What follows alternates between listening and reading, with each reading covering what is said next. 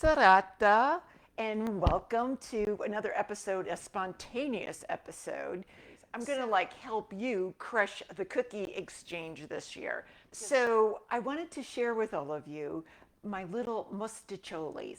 It's also the name given to a special, traditional, and authentic napoletani Christmas holiday treat. And then you can find them throughout the month.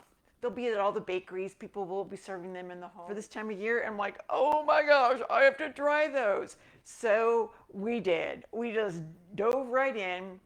Look at these little babies. Look at these gems. So not only am I going to explain how I made these, because I'm telling you, you bring these to the party and you're going to be a hit.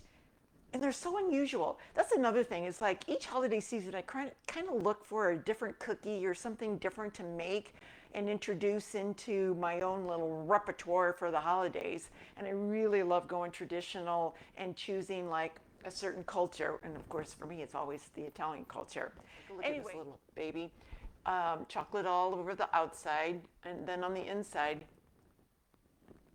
oh my God. So, can you see that? There you go. Oh my gosh. Which is interesting. I'm not a vegan, so I don't know all the vegan rules, but I'm thinking this cookie could qualify for vegan, minus the chocolate. I'm guessing the chocolate's probably not vegan. There's no egg in here, no oil, no butter. It's just flour and sugar, cocoa powder, orange juice, coffee, and all these spices. So the spices are a special spice thing. It's called pisto.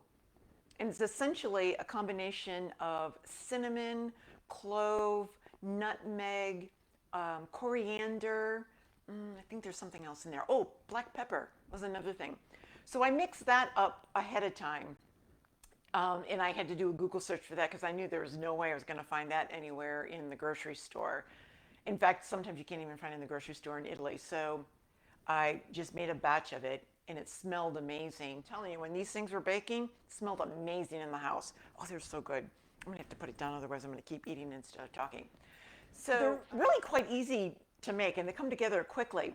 So I just mixed the dough in my mixer with a regular paddle and added enough of the orange juice till the mixture, the dry combination, was able to form a ball. And then I just put the ball aside for, I don't know, you can let it rest 35, 40 minutes. I actually put it in the fridge and let it sit for a couple of days, thanks to my COVID booster. And then I did another batch for this episode. What was I saying? What I did is you cut the dough in half and then I rolled it out. And you can see that these are fairly thick. They do not rise. So this thickness is how thick I rolled it. They don't rise.